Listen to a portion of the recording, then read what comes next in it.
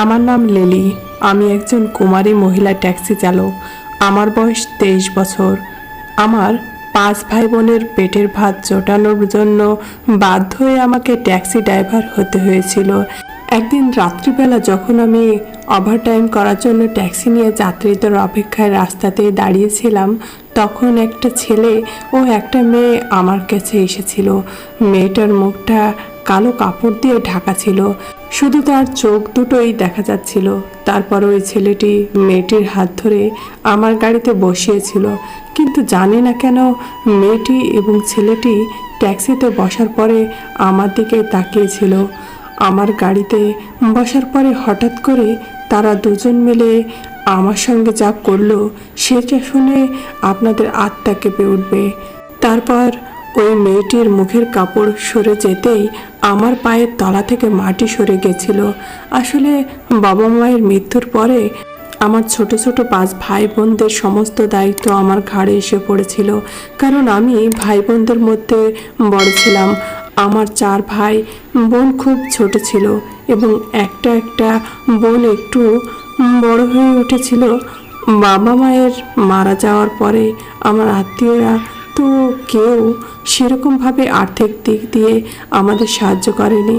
এদিকে আমার পাড়া প্রতিবেশীর লোকেরা প্রত্যেক দিন কেউ না কেউ আমাদের উপর দয়া করে দুটো খাবার দিয়ে যেত, কিন্তু আমি জানতাম এভাবে আমার প্রতিবেশীরা পাড়ার কত দিন বা আমাদের খাবার দিবে। তারাও আমাদের উপর বিরক্ত হয়ে একদিন খাবার দেওয়া বন্ধ করে দিবে। তাই আমি ভেবেছিলাম যেমন করে হোক একটা কাজের জোগাড় করতেই হবে, কারণ আমি নিজের ছোট ছোট ভাই বোনদের খিদার চোটে তাদের কষ্ট ও চোখের জল দেখতে পারবো না। যেমন করে হোক একটা কাজের ব্যবস্থা করতে হবে, না হলে তো আমার ভাই বোনেরা একদিন না খেয়ে মারা যাবে এবং তাদের ভালো ভবিষ্যৎ ও পড়াশোনার জন্য আমার একটা কাজের খুব প্রয়োজন ছিল। কিন্তু আমার তো অতটা কোয়ালিফিকেশন ছিল না যে কোনো কোম্পানিতে গিয়ে জব করব। তাই ভেবে পাচ্ছিলাম না আমি কিভাবে নিজের ভাই বোনদের পেট ভরাবো। তারপর সেদিন আমাদের পাশের বাড়ির মায়া কাকিমাদের খাবার দিতে এসেছিলেন। কাকিমার সঙ্গে বসে কথা বলছিলাম যে এইভাবে তো আমার সংসার চলবে না, আপনি কতদিন আমাদের এইভাবে খাবার দিয়ে সাহায্য করবেন? একদিন তো আপনিও খাওয়া দাওয়া বন্ধ করে দিবেন, তখন আমার ভাই বোনদের কী হবে? এই কথা ভেবে আমি সিদ্ধান্ত নিয়েছি যে আমাকে যে কোনো একটা কাজে নিযুক্ত হতে হবে এবং আমার ভাই বোনদের পড়াশোনা করানোর জন্য অনেক টাকার দরকার। তাই আপনি আমাকে একটা কাজের ব্যবস্থা করে দিন। কাকিমা তখন আমাকে বলেছিল, দেখো মা, আমার কাছে তো সেরকম কোনো কাজ নেই, কিন্তু আমি তোমাকে একটা ট্যাক্সি দিতে পারি, যে ট্যাক্সিটা আগে আমার ছেলে চালাতো। আমার ছেলে আগে ট্যাক্সি ড্রাইভার ছিল, কিন্তু সে তো এখন বিদেশে গিয়ে কাজ করে। তাই আমার ছেলের ট্যাক্সিটা বাড়িতে পড়ে আছে। তুমি চাইলে ট্যাক্সি চালক হতে পারো, সেখান থেকে ইনকাম করে তুমি নিজের ভাই বোনদের পেট ভরাতে পারবে। এর থেকে বেশি আমি তোমার সাহায্য করতে পারবো না। কাকিমার কথা শুনে আমি ট্যাক্সি চালাতে রাজি হয়েছিলাম। তাছাড়া আমার কাছে আর কোনো উপায় ছিল না। বাধ্য হয়ে ট্যাক্সি চালাতে রাজি হয়েছিলাম। ট্যাক্সি নিয়ে রাস্তায় নামার আগে কাকিমা আমার সাহায্য করেছিল ট্যাক্সি চালানো শিখতে। কাকিমা কাকুকে বলে আমাকে ট্যাক্সি চালানো শিখিয়েছিলেন। তারপরে আমি যখন প্রথম দিন ট্যাক্সি নিয়ে রাস্তায় নেমেছিলাম এবং যাত্রীদের জন্য অপেক্ষা করেছিলাম, তখন প্রথমে একটা যাত্রী আমার গাড়িতে উঠেছিল। সেদিন আমি খুশি হয়েছিলাম, কিন্তু খুব ভয়ও করেছিল, কারণ ট্যাক্সি নিয়ে আমি যখন স্ট্যান্ডে যেতাম তখন প্রত্যেকটা লোক আমাকে এমনভাবে দেখতো, মনে হতো যেন তারা নিজেদের চোখ দিয়েই আমাকে খেয়ে ফেলবে। সেদিন ওই লোকটা যখন আমার গাড়িতে চেপে বসলো তখন পুরো রাস্তা আমাকেই ঘুরে ঘুরে দেখছিল। আমি যখন লোকটাকে তার গন্তব্যস্থলে পৌঁছে দিয়েছিলাম তখন গাড়ির ভাড়া অনুযায়ী আমাকে 200 টাকা দিয়েছিল। সেদিন সারাদিনে মাত্র 200 টাকা ইনকাম হয়েছিল। ওই 200 টাকা দিয়ে তো আমার সংসারে যাবতীয় জিনিসপাতি কেনাকাটা করা খুবই মুশকিল ছিল। তাই ওই টাকা দিয়ে তৈরি করা খাবার কিনে বাড়ি ফিরেছিলাম, কারণ জানতাম ছোট ছোট ভাই বোনে আমার অপেক্ষায় বসে থাকবে এবং তারা না খেয়ে থাকবে। সেদিন সকাল থেকে সন্ধ্যা পর্যন্ত ট্যাক্সি নিয়ে যাত্রীদের অপেক্ষা করেছিলাম, কিন্তু সেদিন সারাদিনে মাত্র একটাই যাত্রী আমার গাড়িতে চেপেছিল। বাড়িতে গিয়ে দেখলাম প্রীতি জেগে আছে এবং বাকি সবাই শুয়ে পড়েছে। প্রীতির বয়স তখন 16 বছর। সে একটু আমার মনের অবস্থাটা বুঝতে পারত, কারণ সে বাকি ভাই বোনদের চাইতে বয়সে বড় ছিল এবং জানতো যে আমি তাদের জন্য কত কষ্ট করছি। সে আমাকে দেখা মাত্রই তাড়াতাড়ি একটা গ্লাসে জল নিয়ে এসে বলল, দিদি, তুমি বাইরে থেকে এসেছো এবং অনেক ক্লান্ত হয়ে পড়েছো, একটু জল খাও। জলটা খেয়ে আমি প্রীতিকে খাবারের প্যাকেটটা দিয়ে বললাম ভাই বোনদের যাতে খাবারটা খাইয়ে দেয়, এবং সে আমার কথা মতো ভাই বোনদের খাবার খাইয়েছিল। সেদিন রাত্রিবেলা সারা রাত বিছানার এপাশ ওপাশ করে একটাই কথা ভাবছিলাম যে এই সামান্য টাকা দিয়ে ভাই বোনদের পড়াশোনা করানো তো দূরের কথা, আমি তো তাদের পেটটাও ভরাতে পারবো না। এবং ভাবছিলাম কিভাবে আমি অনেক টাকা ইনকাম করতে পারবো, যা দিয়ে আমার ভাই বোনদের ভালো ভবিষ্যৎ দিতে পারি। এই ভাবনা চিন্তা করতে করতে কখন যে আমার চোখ লেগে যায় জানতেই পারিনি। সকালবেলা প্রীতি আমার গায়ে হাত দিয়ে বলল, দিদি, অনেক বেলা হয়েছে, তুমি আজ ট্যাক্সি চালাবে না? প্রীতির কথা শুনে চোখ খুলে দেখলাম সকাল 9টা বাজে। এত বেলা করে আমি কোনোদিন শুয়ে থাকি না, কিন্তু রাত্রি হয়তো অনেক দেরি করে ঘুমিয়েছিলাম, যার জন্য সকালে নিজের চোখ খুলে উঠতে পারিনি। তারপর তাড়াতাড়ি তৈরি হয়ে ট্যাক্সি নিয়ে বেরিয়ে পড়েছিলাম। আজ বাড়ি থেকে নিজের মনকে শক্ত করে বেরিয়েছিলাম যে আজ যেমন করে হোক আমাকে ওভারটাইম করে বেশি টাকা ইনকাম করতে হবে। সেদিন সারা দিন যাওয়ার পরে আমার মোট 300 টাকা ইনকাম হয়েছিল। তারপর রাত্রি 9টার সময় যখন আমি স্ট্যান্ডে যাত্রীদের অপেক্ষায় নিজের ট্যাক্সি নিয়ে দাঁড়িয়েছিলাম, তখন সেখানকার লোকজন আমাকেই ঘুরে ঘুরে দেখছিল। সাধারণত আমার গাড়িতে ছেলে বা পুরুষরাই বসতো।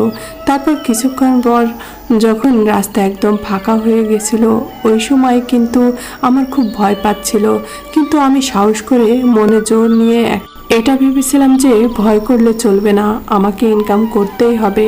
ওই সময় 3-4টে ছেলে আমাকে দেখে বলল, ম্যাডাম, আপনি এত রাতে একা এই রাস্তায় দাঁড়িয়ে কি করছেন?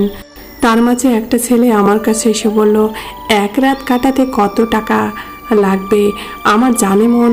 আমি তখন অনেক রেগে ওই ছেলেটাকে বললাম, নিজের ফালতুগিরি অন্য জায়গায় করো, আর আমাকে একা ছেড়ে দাও, চলে যাও এখান থেকে।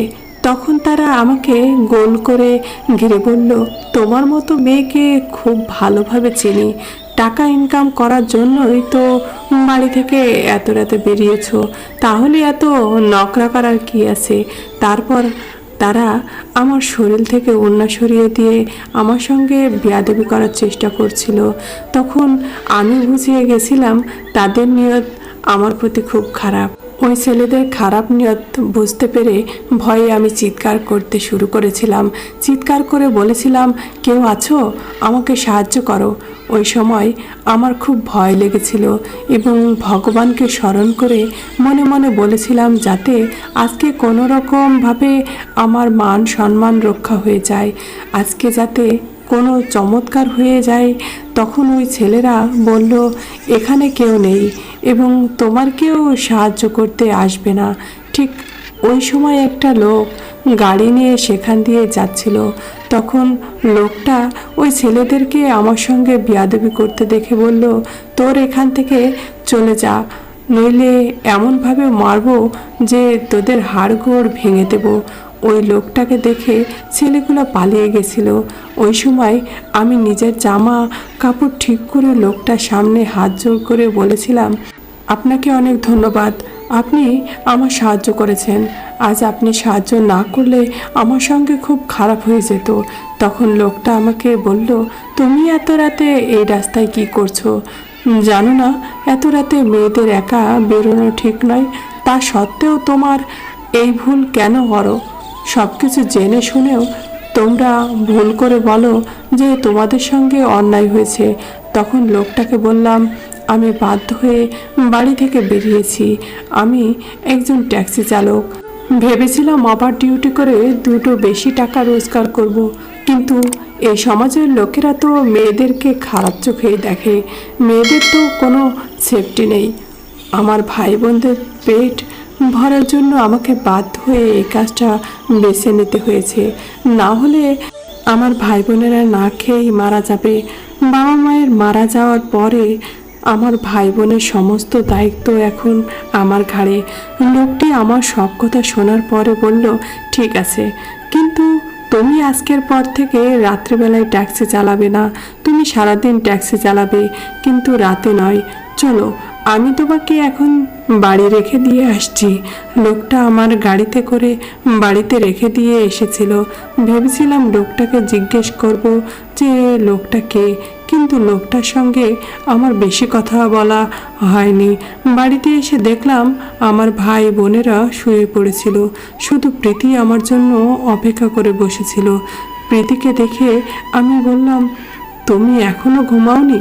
আমাকে দেখা মাত্রই প্রীতি বলল, দিদি, আমি কখন থেকে তোমার অপেক্ষা করে বসে আছি, তোমার আজকে এত দেরি কেন হলো? আর তোমার কাপড় চোপড়ে এভাবে ধুলো কেন লেগে আছে? তোমার সঙ্গে কিছু হয়েছে নাকি? আমি তখন ঘাবড়ে গিয়ে প্রীতিকে বললাম, না, সেরকম কিছু নয়, আমি একটু পড়ে গেছিলাম, তাই আমার কাপড় চোপড়ে ধুলো লেগে আছে। তখন প্রীতিকে জিজ্ঞেস করলাম, সবাই খাবার খেয়েছে? প্রীতি তখন বলল, আমি সবাইকে খাইয়ে দিয়েছি, তুমি ওদের চিন্তা করো না, আমি ওদের খুব ভালোভাবে খেয়াল রাখছি, তুমি নিজেরা একটু খেয়াল রাখো। আমি তখন মাথা নাড়িয়ে প্রীতিকে হ্যাঁ বললাম। তারপর প্রীতিকে বললাম, অনেক রাত হয়েছে, তুমিও গিয়ে শুয়ে পড়ো। আর আমিও অনেক বেশি ক্লান্ত হয়ে পড়েছি, কিন্তু সেদিন রাত্রে আমার কোনো মতেই ঘুম আসেনি। আমি তো একটাই কথা ভাবছিলাম যে সেই লোকটা যদি আমার সাহায্য না করতো তাহলে আমার মান সম্মান ছারখার হয়ে যেত, আমি তো কাউকে মুখ দেখাতে পারতাম না, সমাজের লোকেরা তো আমাকেই খারাপ ভাবতো, তারা তো দোষারোপ করে বলতো যে আমি একটা বেয়াড়া মেয়ে, ওই জন্যই তো ট্যাক্সি চালাই, আর বলতো আমার হয়তো নিশ্চয় কারোর সঙ্গে চক্কর আছে, যার জন্য আমার সঙ্গে খারাপ হয়েছে। কেউ এটা বোঝার চেষ্টা করতো না যে আমার সঙ্গে অন্যায় হয়েছে। আমার ভাই বোনদের কী হতো, আমি তাদের সামনে কিভাবে দাঁড়াতাম? সেদিন চোখের জল ফেলতে ফেলতে বাবা মায়ের কথাও ভাবছিলাম যে তারা আজ বেঁচে থাকলে আমার এত দুশ্চিন্তা হতো না। এসব কথা ভাবতে ভাবতেই আমি শুয়ে পড়েছিলাম। সকালবেলা নাস্তা করে আমি বসে বসে ভাবছিলাম যে আমার ট্যাক্সি চালানো ঠিক হবে কি না, কারণ এই কয়েকদিনের মধ্যেই আমার সঙ্গে এরকম ঘটনা ঘটে গেছে। আগে যে আমার সঙ্গে এরকম খারাপ কিছু হবে না সেটা তো বলা যায় না। ঠিক তখনই প্রীতি বলল, দিদি, তুমি কি ভাবছো? আজ তো অনেক বেলা হয়ে গেছে, তুমি ট্যাক্সি নিয়ে যাবে না? আমি তখন প্রীতিকে বললাম, যাব। ওই সময় আমার ভাই বোনদের কথা মনে পড়ে যায় এবং মনে সাহস করে আবার বাড়ি ট্যাক্সি নিয়ে থেকে বেরিয়ে পড়ি। এটা আমার অনেক বড় বাধ্যতা ছিল, ইচ্ছে না থাকা সত্ত্বেও আমাকে ট্যাক্সি চালাতে হয়েছিল। এটা ভেবে যে আমি যদি ট্যাক্সি না চালাবো তাহলে আমার সংসারটা কিভাবে চলবে। তাই সেদিনও ট্যাক্সি নিয়ে বেরিয়েছিলাম।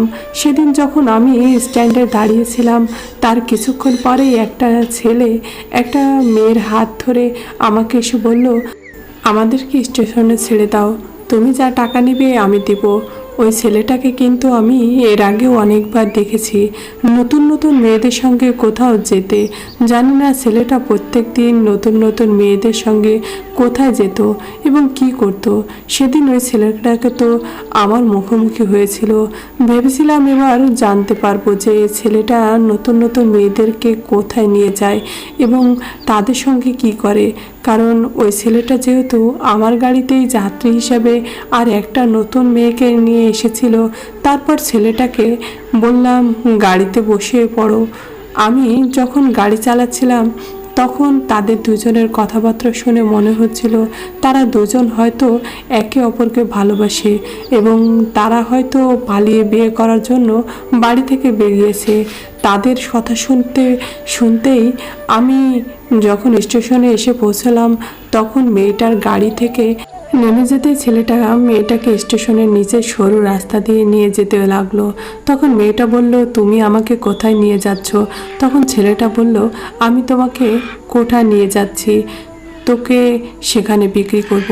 মেয়েটা তখন ছেলেটার গালে একটা থাপ্পড় মেরে বলল, তাহলে তুমি আমার সঙ্গে ভালোবাসার নাটক করেছিলে? আমি তো বাড়ি থেকে পালিয়ে এসেছিলাম তোমার উপর ভরসা করে তোমাকে বিয়ে করব বলে, কিন্তু তুমি আমাকে এইভাবে ঠকাবে আমি স্বপ্নেও ভাবতে পারিনি। ছেলেটা তখন বলল, তুই যখন নিজের বাবা মাকে ঠকাতে পারিস, তাহলে তোর মতো মেয়ে তো যে কারোর সঙ্গে রাত কাটাতে পারে, তাহলে তোর অসুবিধা কী আছে? কোঠাতে গিয়ে তো সবার সঙ্গে ঘুমাতেই হবে। তুই যখন নিজের বাবা মায়ের হতে পারিসনি, তাহলে তোর মতো মেয়ের আমার কি করে হবে? আমি তখন বুঝতে পারলাম ছেলেটা ওই মেয়েটাকে ঠকিয়েছে এবং তাকে কোঠায় নিয়ে গিয়ে বিক্রি করবে। তখন আমি ওই ছেলেটার কাছে গিয়ে বললাম, তুমি ওই মেয়েটাকে ছেড়ে দাও, তুমি এটা অনেক বড় অন্যায় কাজ করছো, আমি এই রকম হতে দিতে পারি না। তুমি যদি এই মেয়েটাকে না ছাড়ো, তাহলে আমি কিন্তু পুলিশ ডাকতে বাধ্য হব। ছেলেটা তখন অনেক জোরে হেসে বলল, পুলিশ আমাদের কিচ্ছু করতে পারবে না। এই নাও, আমি তোমাকে মোবাইল দিচ্ছি, তুমি পুলিশকে ফোন করে ডাকো। এখানে যে মেয়ে একবার চলে আসবে সে আর এখান থেকে বের হতে পারবে না। আর আমি যে গ্যাংস্টারের জন্য কাজ করছি সেটাও অনেক বড় দল। আর তুমি যদি আমার রাস্তায় বাধা দাও, তাহলে কিন্তু তোমার সঙ্গে অনেক খারাপ হবে। তাই বলছি, চুপচাপ এখান থেকে কেটে পড়ো। ওই ছেলেটার কথা শুনে কিছুক্ষণের জন্য আমি ভয় পেয়ে গেছিলাম, কারণ আগের দিন রাতেই তো আমার সঙ্গে ওই ঘটনাটা ঘটেছিল। আমার সঙ্গে ঘটে যাওয়া ওই ঘটনাটাকে মনে পড়তেই সেখান থেকে দূরে সরে গেছিলাম, কারণ আমি আর ওই রকম ঝামেলা পড়তে চাই না। কারণ আমার কিছু হয়ে গেলে আমার ভাই বোনেরা মরে যাবে। তখন ছেলেটা নিজের পকেট থেকে 10,000 টাকা বের করে আমার হাতে ধরিয়ে দিয়ে বলল, তুমি এখান থেকে চুপচাপ কেটে পড়ো, আমাদের ব্যাপারে একদম আন্দাজি করতে এসো না, না হলে তুমিও খুব বাজেভাবে ফেঁসে যাবে। আর তুমি আমার সাহায্য করলে তোমাকে অনেক টাকা দেব, তোমার সংসারের সব অভাব মিটে যাবে। একটা সামান্য কাজের জন্য 10,000 টাকা পেয়ে আমি খুশি হয়েছিলাম। তখন আমার মাথায় একটাই খেয়াল আসছিল যে এত টাকা পেলে তো আমার ভাই বোনদের ভালো স্কুলে পড়াতে পারবো এবং তাদের ভবিষ্যৎ খুব ভালো হবে, তাদের কোনো কিছুর অভাব হবে না। আর এমনিতেও ওই সময় আমার কিছু করারও ছিল না, কারণ আমি একা মেয়ে হয়ে কিভাবে ওই মেয়েটাকে রক্ষা করতাম। তাই আমি চুপচাপ টাকা নিয়ে ওখান থেকে বেরিয়ে পড়েছিলাম। কিন্তু মেয়েটা আমার কাছে অনেক অনুরোধ করেছিল যাতে আমি তার সাহায্য করি, কিন্তু আমি তার কোনো সাহায্য করতে পারিনি। মেয়েটা তখন কাঁদতে কাঁদতে অনেক চিৎকার করে আমাকে বলেছিল, দিদি এরকমভাবে আমাকে একা ফেলে যেও না, আমাকে এই শয়তানের হাত থেকে বাঁচাও। আমার কিন্তু খুব খারাপ লাগছিল ওই মেয়েটার মুখের দিকে তাকিয়ে, তাও আমি কিছু করতে পারিনি। আমি চুপচাপ সেখান থেকে ট্যাক্সি নিয়ে বেরিয়ে পড়েছিলাম। আমি স্বার্থপরের মতো শুধুমাত্র নিজের ভাই বোনের কথাই ভেবেছিলাম। তখন আমি আর কারো কথা ভাবিনি, কারণ আমি নিজের সংসারে অনেক অভাব দেখেছিলাম। সেই অভাবগুলো দূর করার জন্য আমার অনেক টাকার দরকার ছিল। তাই আমি সমাজের লোকের কথা না ভেবে ওই সময় শুধুমাত্র নিজেদের কথাই ভেবেছিলাম এবং এটাও ভেবেছিলাম সমাজের লোকেরা তো আমাদের ব্যাপারে কেউ ভাবেনি, সবাই তো আমাদের মরতে ছেড়ে দিয়েছিল, তাহলে আমি কেন সমাজের লোকদের ব্যাপারে ভাববো? ওই সামান্য কাজের জন্য 10,000 টাকা হাতে পেয়ে আমার চোখ ফেটে গেছিল, কারণ ট্যাক্সি চালিয়ে আমি কোনোদিন এত টাকা হাতে পাইনি। আর এমনিতেও আমার বাড়ির চাল ডাল সমস্ত কিছু রেশন শেষ হয়ে এসেছিল, ওই জন্য ওই টাকার আমার খুব প্রয়োজন ছিল। আমি যখন ওই টাকাটা হাতে পেয়ে খুশি খুশি আমার ভাই বোনের জন্য নতুন নতুন জামা কাপড় ও ভালো ভালো খাবার দাবার নিয়ে এসেছিলাম, তখন আমার ভাই বোনদের মুখের হাসি দেখে আমার খুব ভালো লেগেছিল, যদিও আমি খুব ভালোভাবে জানতাম যে আজ আমি যে কাজটা করেছি ওটা অনেক বড় অন্যায় করেছি। আমি চাইলে লোকের সাহায্য নিয়ে মেয়েটার রক্ষা করতে পারতাম, কিন্তু আমি স্বার্থপরের মতো শুধুমাত্র নিজের কথাটাই ভেবেছিলাম। পরের দিন সকালবেলা আমি যখন প্রত্যেক দিনের মতোই ট্যাক্সি নিয়ে স্ট্যান্ডে যাত্রীদের অপেক্ষা করছিলাম, তখন আবার ওই ছেলেটি একটা অন্য মেয়েকে নিয়ে আমার কাছে এসেছিল। সেদিন আমি কিন্তু ছেলেটাকে বলে দিয়েছিলাম আমি একবার ভুল কাজ করেছি, কিন্তু বারবার আমি এই ভুল করতে পারবো না, তাই তুমি এখান থেকে চলে যাও। ছেলেটা তখন বলেছিল তুমি যদি আজকে আমাকে সেই জায়গায় ছেড়ে যাও তাহলে তোমাকে এই কাজের বিনিময়ে 20,000 টাকা দেব। তুমি একবার ভেবে দেখেছো সারাদিন এখানে গাড়ি নিয়ে দাঁড়িয়ে থেকে তোমার মাত্র 200-300 টাকা ইনকাম হবে। এই টাকা দিয়ে তোমার সংসার চালাতে পারবে না, তোমার জীবনে কোনো উন্নতি হবে না। তোমার পরিবারের লোকদের ভালো ফিউচার তৈরি করার জন্য আমার সঙ্গে এই কাজে জড়িত হয়ে যাও। তুমি অনেক টাকার মালকিন হতে পারবে এবং ওই টাকা দিয়ে তোমার সব অভাব দূর হয়ে যাবে। তুমি একবার ভেবে দেখো, তোমার হাতে যখন অনেক টাকা হবে তখন আর তোমাকে সারাদিন ট্যাক্সি নিয়ে দাঁড়িয়ে থাকতে হবে না। ছেলেটার কথা শুনে আমি সব কিছু ভুলে গিয়ে জিজ্ঞেস করেছিলাম আমাকে কি কাজ করতে হবে। ছেলেটা তখন বলল তোমার কাজ হচ্ছে আমি তোমাকে যখন গাড়ি নিয়ে ডাকবো তখন তোমাকে গাড়ি নিয়ে আসতে হবে এবং মেয়েদেরকে যেখানে ছেড়ে আসতে বলবো সেখানেই এই মেয়েদেরকে ছেড়ে আসতে হবে। আসলে আমাদের অনেক বড় গ্যাং আছে, আমরা মেয়েদেরকে বিক্রি করে দিই। যেখানে আমরা মেয়েদেরকে বিক্রি করি সেখান থেকে মেয়েদেরকে আবার বিদেশে চালান করানো হয় এবং তার বিনিময়ে আমরা অনেক টাকা পাই এবং তোমার যেটা কাজ আছে সেই কাজের পরিবর্তে তুমি 10,000-20,000 টাকা পাবে। শুধু তাই নয়, এর থেকে আরও অনেক বেশি টাকা পাবে আমাদের কথা অনুযায়ী কাজ করলে। তোমার গাড়িতে করে মেয়েদেরকে আমাদের গন্তব্যস্থলে পৌঁছলে কারো তোমার উপর সন্দেহ হবে না। ওই জন্যই আমরা তোমাকেই এই কাজের জন্য বেছে নিয়েছি। সব কিছু জেনে শুনে আমি এই কাজে নিযুক্ত হয়েছিলাম। আসলে টাকার প্রতি আমার লোভ এসেছিল এবং ভুলে গেছিলাম যে আমি একটা ভুল কাজে নিযুক্ত হয়ে পড়েছি।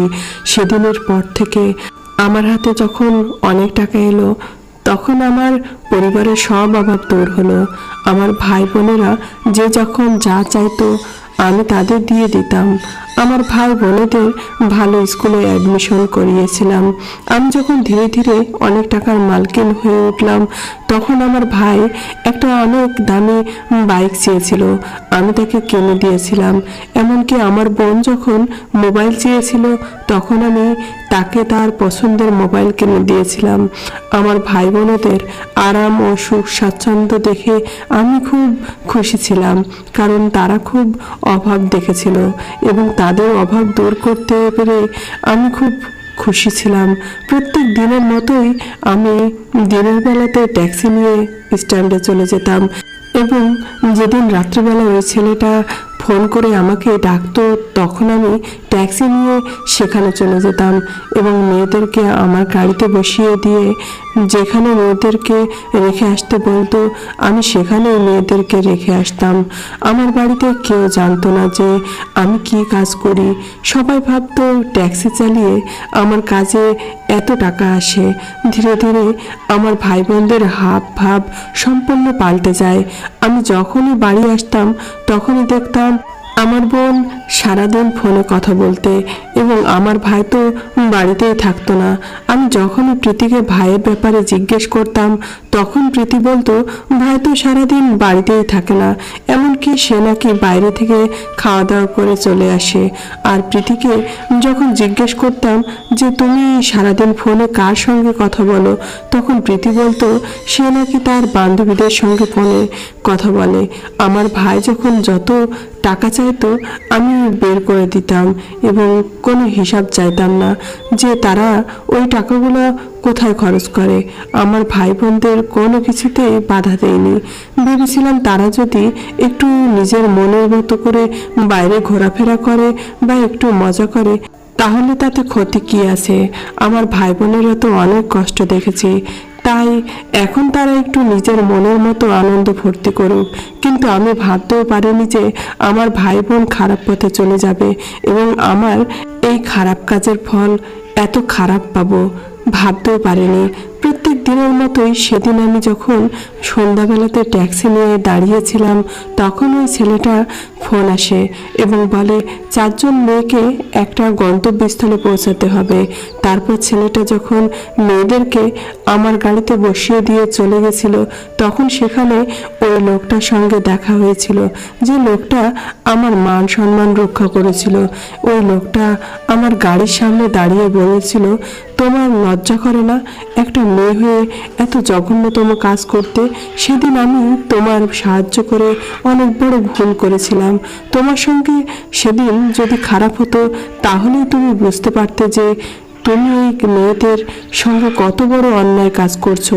তুমি টাকার লোভে নিজের মান সম্মান সব কিছু শেষ করে দিয়েছো। আমি তখন লোকটাকে বললাম, আপনার কোনো অধিকার নেই আমার সঙ্গে এরকমভাবে কথা বলার, আর আপনি কিভাবে জানলেন যে আমি কি কাজ করি? লোকটা তখন বলল, আমি সব কিছু জানি, এখানে কে কি কাজ করে, তাই তোমাকে ভালো কথা বলছি, এসব থেকে দূরে থাকো এবং এই কাজ তুমি ছেড়ে দাও। আমি তখন লোকটাকে বললাম, এই কাজটা ছেড়ে দিলে আমি কোথায় টাকা পাবো? আমাকে বাধ্য হয়ে এই কাজটা করতে হচ্ছে। শুধু ট্যাক্সি চালিয়ে আমার সংসার চলবে না, আমার ভাই বোনেরা না খেয়ে মারা যাবে, তাই এই কাজটা আমি ছাড়তে পারবো না, আমার বাধ্যতা আছে।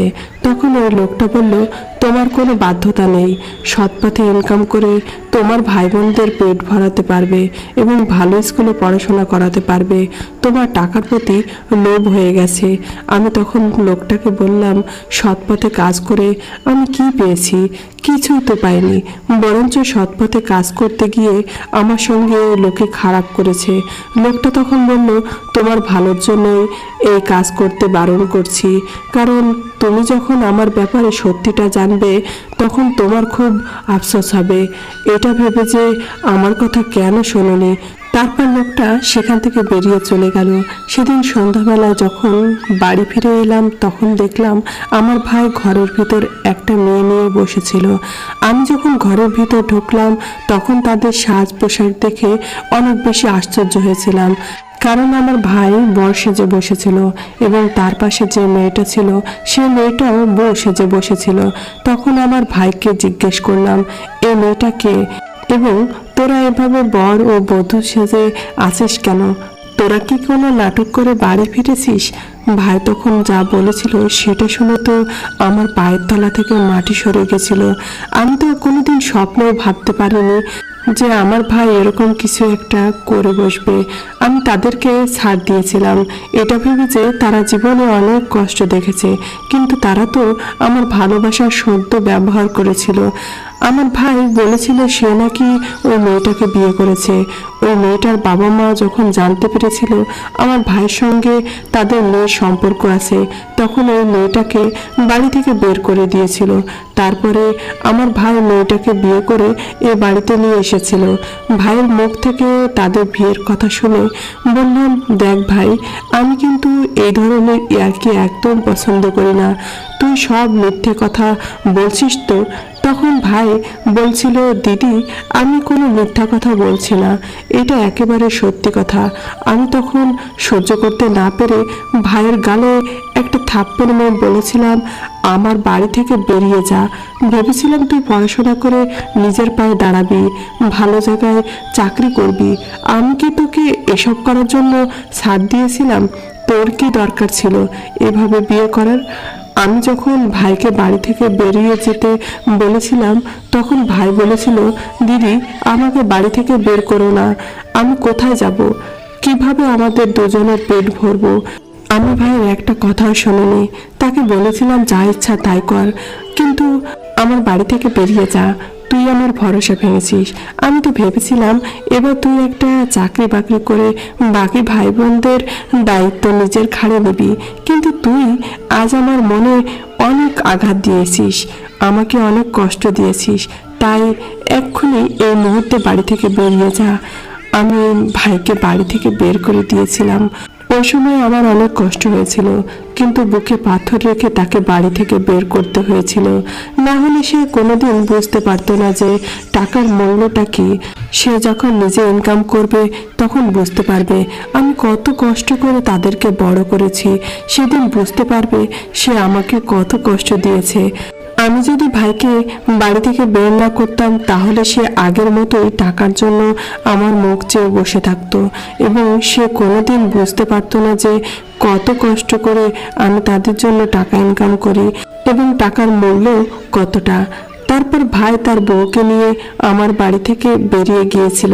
সেদিন আমি অনেক কেঁদেছিলাম এবং বুঝতে পেরেছিলাম আমার ভাইয়ের এই পরিস্থিতির জন্য আমি দায়ী, কারণ তাদের হাতে টাকা পয়সা দিয়ে কোনোদিন হিসেব চায়নি যে সেই টাকাগুলো তারা কোথায় কাজে লাগায়।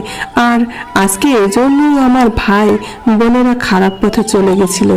ভাই তো আমাকে অনেক কষ্ট দিয়েছিল, তাকে নিয়ে আমি অনেক স্বপ্ন দেখেছিলাম, কিন্তু সে আমার সব স্বপ্ন ভেঙে দিয়েছিল। তাই আমি বোনের ওপর নজর দিয়ে রেখেছিলাম সে যাতে খারাপ পথে না যায়। কিন্তু একদিন আমি যখন জানতে পারলাম যে সে ফোনে একটা ছেলের সঙ্গে কথা বলে, তখন তাকে জিজ্ঞেস করেছিলাম যে ছেলেটা কে। প্রীতি তখন বলেছিল সে নাকি ওই ছেলেটাকে ভালোবাসে। আমি তখন প্রীতিকে বলেছিলাম তোমাকে মোবাইলটা ছেলেদের সঙ্গে কথা বলার জন্য দিয়েছিলাম। আমি তো ভাবতেই পারিনি যে তুইও ভাইয়ের মতো এরকম কিছু একটা করবি। তোরা আমাকে অনেক কষ্ট দিয়েছিস, আমি তোদের জন্য কত কষ্ট করে বাইরে গিয়ে টাকা ইনকাম করি, আর তোরা আমার ভালোবাসার এইভাবে সদ্ব্যবহার করলি। আমি তো তোকে ভালো ভাবতাম যে তুই হয়তো মন লাগিয়ে পড়াশোনা করিস, কিন্তু তুই পড়াশোনা বাদ দিয়ে এসব করিস। এই বলে আমি প্রীতির কাছ থেকে মোবাইলটা কেড়ে নিয়েছিলাম এবং বলেছিলাম ভালোভাবে পড়াশোনা কর, তারপর আমি নিজে থেকে একটা ভালো পাত্র দেখে তোর বিয়ে দেব। কিন্তু প্রীতি তো ওই ছেলেটার প্রেমে এতটাই পাগল ছিল যে সে তো খাওয়া দাওয়া সব কিছু ছেড়ে দিয়েছিল। তারপর সেদিন সন্ধ্যাবেলা যখন ওই ছেলেটার ফোন করে আমাকে বলল আর্জেন্ট আছে, একটা মেয়েকে কোটাবাড়িতে নিয়ে যেতে হবে। তখন ওই ছেলেটার কথা অনুযায়ী তাড়াতাড়ি করে সন্ধ্যাবেলায় ট্যাক্সি নিয়ে বাড়ি থেকে বেরিয়ে পড়েছিলাম। তারপর ওই ছেলেটার কথা মতো একটা বোরকা পরা মেয়েকে গাড়ি বসিয়ে যখন কোটাবাড়ির সামনে এসে মেয়েটাকে বললাম তোমার জায়গা নিয়ে এসেছি, এবার তুমি নেমে পড়ো। তখন মেয়েটা বলল তুমি আমাকে কোথায় নিয়ে এসেছো? আমি তখন বললাম কেন, তোমার প্রেমিক আমাকে যেখানে যেতে বলেছে আমি সেখানেই তো এসেছি, কিন্তু সে তো বলেছিল তুমি আমাকে একটা নিরাপত্তা জায়গায় নিয়ে যাবে এবং আমার প্রেমিক কিছুক্ষণ পরে এসে আমার সঙ্গে মন্দিরে গিয়ে বিয়ে করবে। আমি তখন মেয়েটাকে বললাম তোমার প্রেমিক মেয়েদেরকে বিক্রি করার কাজ করে, ও প্রত্যেক দিন নতুন নতুন মেয়েদেরকে নিজের ভালোবাসার জালে ফাঁসিয়ে বিক্রি করে দেয়। তোমার মতো মেয়েরা এরকম ছেলের কথাই ভরসা করে নিজের বাবা মা ও ভাই বোনদের ঠকায়। তুমি একবার ভেবে দেখেছো যে তোমার বাড়ির লোককে ঠকিয়ে এই ছেলেটার উপর ভরসা করে এখানে এসেছো? এবার তুমি আর কোনোদিন বাড়ি ফিরে যেতে পারবে না। তোমার প্রেমিক প্রত্যেকটা মেয়েকে নিজের প্রেমের জালে ফাঁসিয়ে এখানে বিক্রি করে দেয়। আজকে তোমার পালা। মেয়েটি সব কথা শোনার পরে আমার হাত ধরে বলল দিদি আমাকে এখান থেকে নিয়ে চলো, আমি ভেতরে যেতে চাই না, আমি অনেক বড় ভুল করেছি ওই ছেলেটার কথায় বিশ্বাস করে। তারপর মেয়েটা যখন নিজের মুখ থেকে কালো রঙের কাপড়টা সরালো তখন আমার পায়ের তলা থেকে মাটি সরে গেল, কারণ ওই মেয়েটা আর কেউ নয়, আমার বোন প্রীতি ছিল।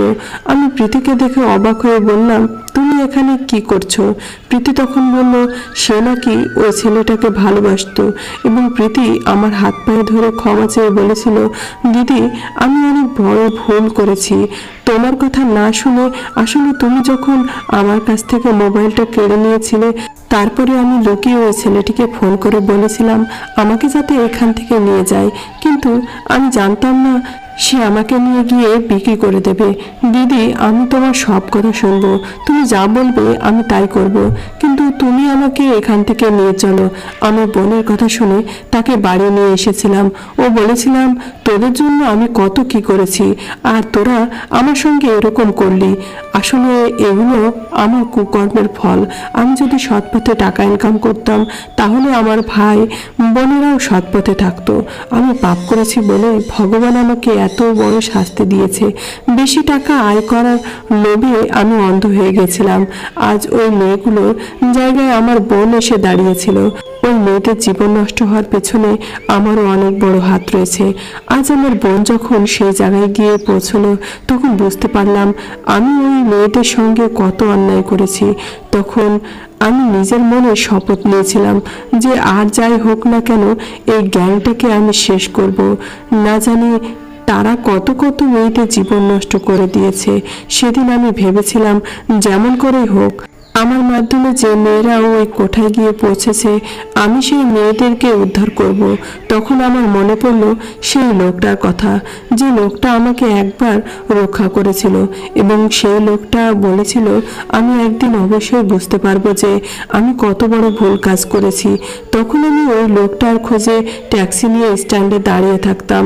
তারপর বেশ কিছুদিন কেটে যাওয়ার পরে আমি লোকটাকে একদিন দেখতে পেয়েছিলাম।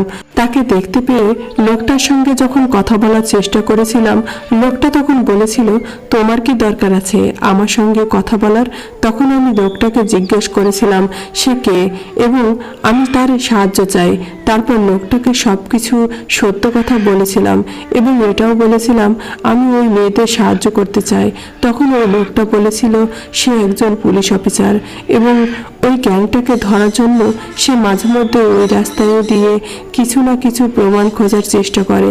তারপর ওই লোকটা মানে ওই পুলিশ অফিসারটা বলেছিল আমি যাতে সেই ছেলেটাকে ফোন করে জিজ্ঞেস করি তাদের আসল আড্ডা কোন জায়গায় এবং তাদের গ্রুপে কে কে আছে। আমি পুলিশ অফিসারের কথা অনুযায়ী ওই ছেলেটাকে ফোন করে যখন জিজ্ঞেস করেছিলাম তাদের গ্রুপে কে কে আছে এবং তাদের আসল আড্ডা কোথায়, তখন ছেলেটা বলেছিল তোমার এত কিছু জানার কি দরকার। তখন ছেলেটাকে বলেছিলাম আমি আরো বেশি টাকা ইনকাম করতে চাই।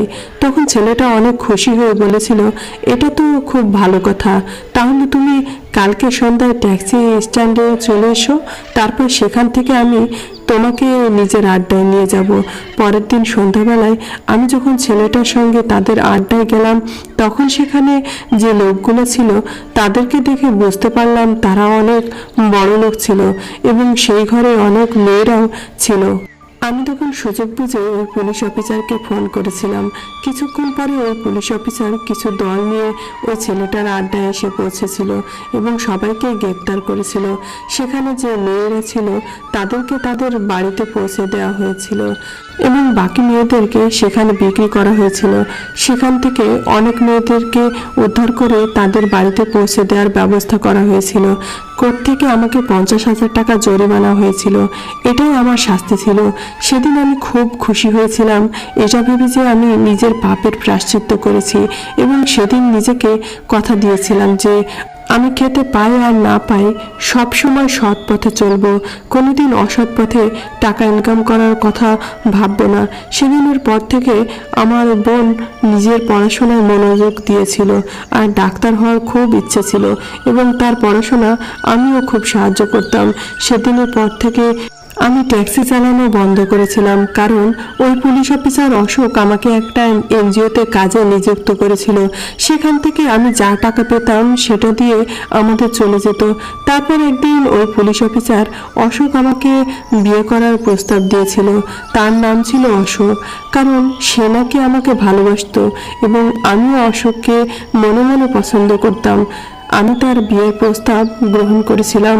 ওদিকে একদিন আমার ভাই এনজিওতে আমার সঙ্গে দেখা করতে এসেছিল এবং সে বলেছিল সে নাকি একটা কোম্পানিতে জব পেয়েছে এবং সে নিজের ও তার স্ত্রীর খরচ খুব ভালোভাবে করতে পারছে এবং ভাই আমার কাছে ক্ষমা চেয়েছিল।